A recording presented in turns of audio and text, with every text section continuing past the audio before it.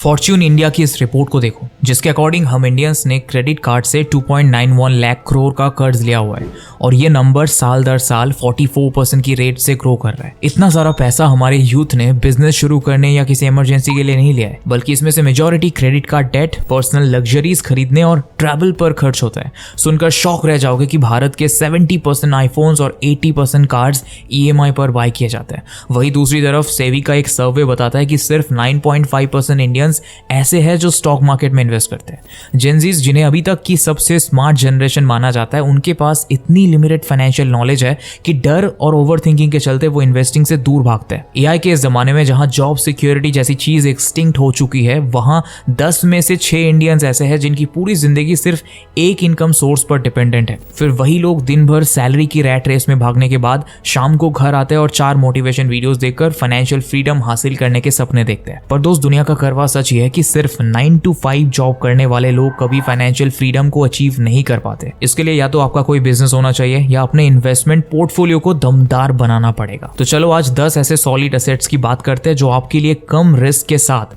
High returns लेकर आते हैं। वीडियो को 1 सेकंड के लिए भी स्किप मत करना, क्योंकि इसकी एक छोटी सी इंफॉर्मेशन भी आपको जनरेशनल पॉवर्टी के ट्रैप से हमेशा के लिए निकाल सकती है। So let's begin.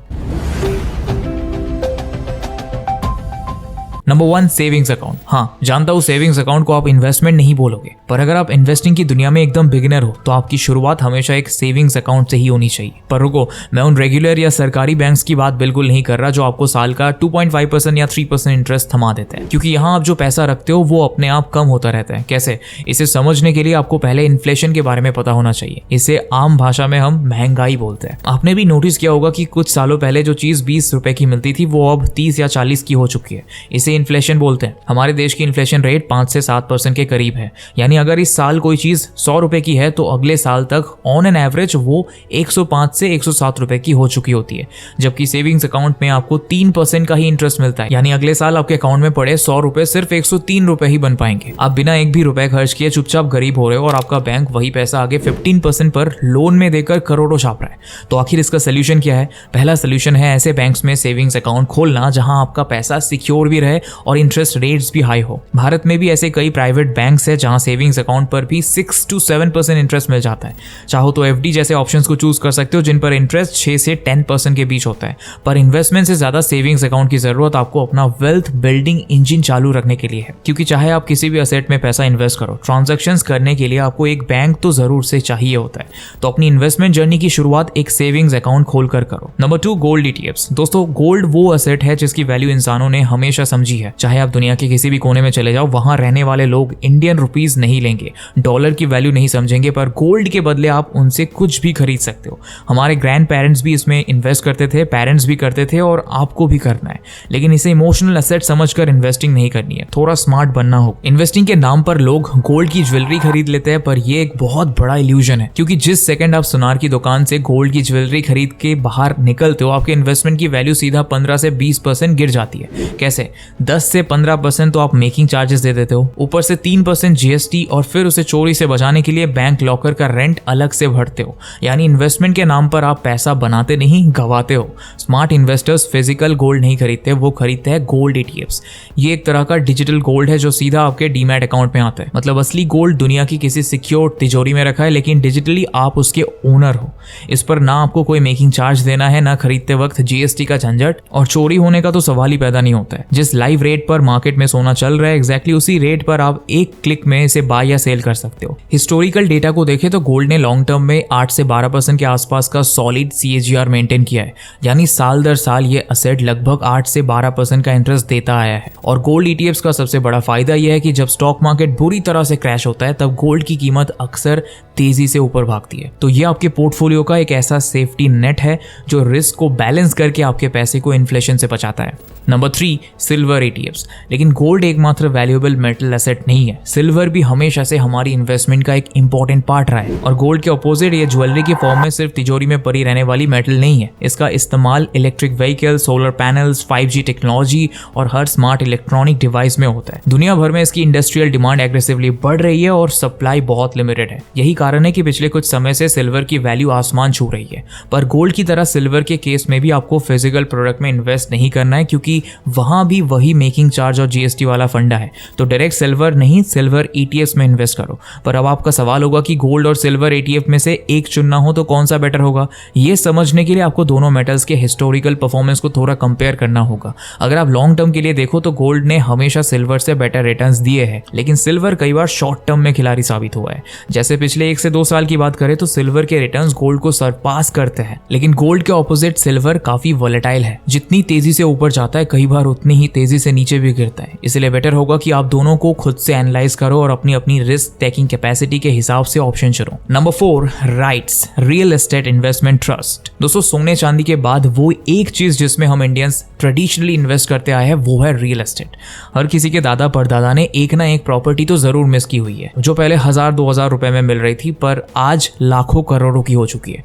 Historical data बताता है कि रियल एस्टेट अमीर बनने का सबसे अच्छा जरिया है और 90% मिलीनियर्स ऐसे हैं जिन्होंने रियल एस्टेट में इन्वेस्ट किया हुआ है। पर भाई वो तो मिलीनियर्स है ना, मेरे और आपके जैसे मिडिल क्लास लोग लाखों करोड़ों की प्रॉपर्टीज में कैसे इन्वेस्ट कर सकते हैं।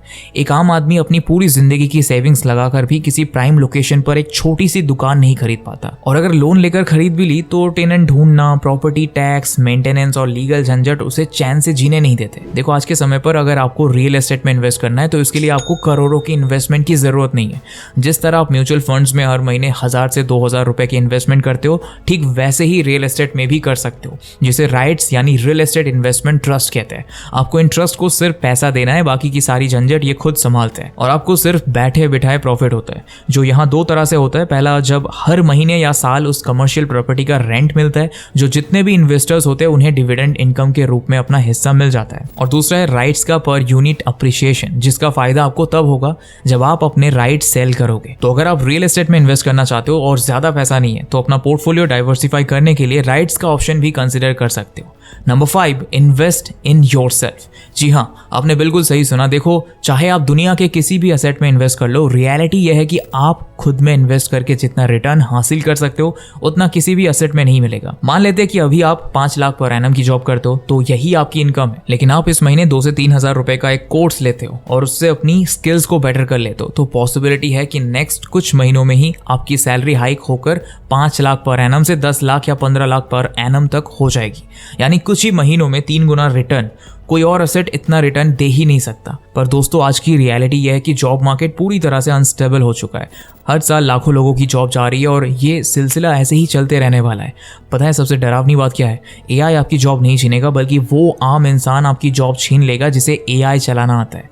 आज जो काम पहले 10 लोग मिलकर 40 घंटे में करते थे, आज अकेला एक बंदा चैट जीपीटी का यूज करके उसे सिर्फ 2 घंटे में निपटा रहा है। अब आप कहोगे कि भाई चैट जीपीटी तो हमने भी फोन में चलाया है, उसमें कौन सी रॉकेट साइंस है। पर कड़वा सच ये है कि 99% लोगों को चैट जीपीटी से सिर्फ एक छुट्टी का ईमेल या नॉर्मल सा पैराग्राफ लिखवाने के अलावा कुछ नहीं आता है। उन्हें लगता है कि बस यही एआई है, पर असली गेम है प्रॉम्प्ट इंजीनियरिंग का। अगर आप एआई को एकदम सटीक और प्रॉपर कमांड देना सीखें तो आप अपने घंटों का बोरिंग काम ऑटोमेट कर सकते हो। आपकी लाइफ में कितने ही ऐसे काम हैं जो चैट जीपीटी आपके लिए आसान बना सकता है और आपकी प्रोडक्टिविटी को नेक्स्ट लेवल पर पहुंचा सकता है, पर आपको इसके बारे में पता ही नहीं है। और यही सुपर स्किल आपको एब्सोल्यूट 0 से एडवांस लेवल तक सिखाने के लिए स्किल्स ही आपके लिए लाया है master chat GPT and AI tools. Transform your life with AI course. देखो, मार्केट में एआई सिखाने के नाम पर हजारों रुपए के कोर्सेज अवेलेबल है जो पूरी तरह टेक्निकल इंग्लिश में होते हैं और आम इंसान के सर के ऊपर से निकल जाते हैं। इसी प्रॉब्लम को देखते हुए हमारा ये कोर्स 100% प्योर हिंदी में डिजाइन किया गया है। इस पूरे कोर्स में आपको सिर्फ ज्ञान या थ्योरी नहीं मिलेगी, आपको चैट जीपीटी के जैसे 50 से ज्यादा एआई टूल्स की नॉलेज मिलने वाली है। आप अपने ऑफिस टास्क को एआई से कैसे ऑटोमेट कर सकते हो, इंग्लिश कैसे सीख सकते हो, एआई की मदद से यूट्यूब वीडियोस कैसे बनाए, animation video, scripts, graphic designing, यहाँ तक की मार्केटिंग तक सब एआई से करना सीख जाओगे। चैट जीपीटी से पैसे कमाने के कई जेन्युइन तरीके इस कोर्स में बताए गए। 6.5 घंटे का ये पूरा कोर्स प्री रिकॉर्डेड फॉर्मेट में है, मतलब लाइव क्लासेस मिस होने की कोई टेंशन नहीं है। आपको पूरे 5 साल तक इसका एक्सेस मिलेगा ताकि आप अपने टाइम और शेड्यूल के हिसाब से इसको बार बार देख सको। अब वैसे तो इस आग लगा देने वाले कोर्स की रियल वैल्यू 1999 रुपए है,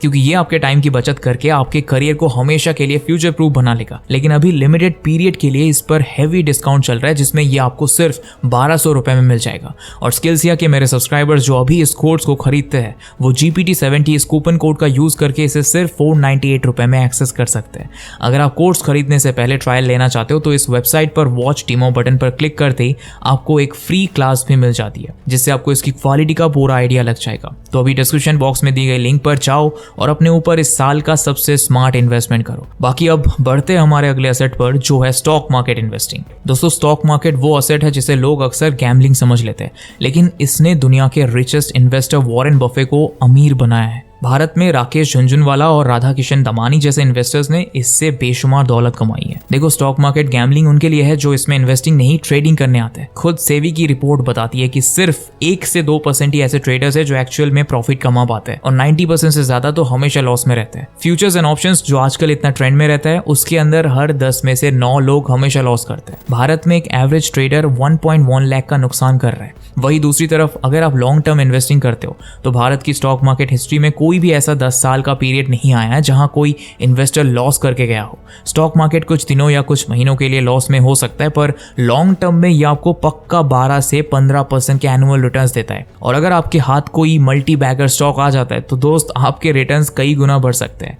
पर यहाँ सवाल आता है कि आखिर हम कौन से स्टॉक्स खरीदें, कहां से पता लगाए कि फ्यूचर में किस कंपनी का स्टॉक मल्टी बैगर बनने वाला है। देखो, सबसे पहले तो आपको कहां से वाली थ्योरी भूल जानी है। स्टॉक मार्केट में लॉस करने वाले ज्यादातर लोग वो होते हैं जो अपने चाचा ताऊ या किसी दोस्त की एडवाइस लेकर बिना सोचे समझे इन्वेस्ट कर देते हैं। किसी न्यूज चैनल या टेलीग्राम ग्रुप से भी टिप नहीं लेनी है। स्टॉक मार्केट में पैसा लगाकर प्रॉफिट चाहिए तो किसी भी बिजनेस का फंडामेंटल और टेक्निकल एनालिसिस करना सीखो। अगर आप प्रॉपर रिसर्च करके किसी स्ट्रॉन्ग बिजनेस में अर्ली स्टेज पर इन्वेस्ट करते हैं तो लॉन्ग टर्म में आपकी वेल्थ एक्सपोनेंशियली बढ़ सकती है। पर हमेशा याद रखना, बिना फाइनेंशियल एजुकेशन के इस डीप वाटर में उतरना सीधा सीधा आपके खून पसीने के पैसों को आग लगाने जैसा है। अगर आपको खुद स्टॉक मार्केट की नॉलेज नहीं है लेकिन फिर भी आप इस असेट से पैसे कमाना चाहते हो तो सिंपली हर महीने म्यूचुअल फंड्स में SIP करना शुरू कर दो, जो हमारा असेट नंबर 7 है। Number 7, mutual funds. इसमें ना आपको स्टॉक मार्केट की खास नॉलेज की जरूरत है और ना आपको हर दिन वक्त निकालकर चार्ट्स देखते बैठना है। आप बस अपने पैसे इन्वेस्ट करते हैं जिन्हें एक प्रोफेशनल फंड मैनेजर संभालता है,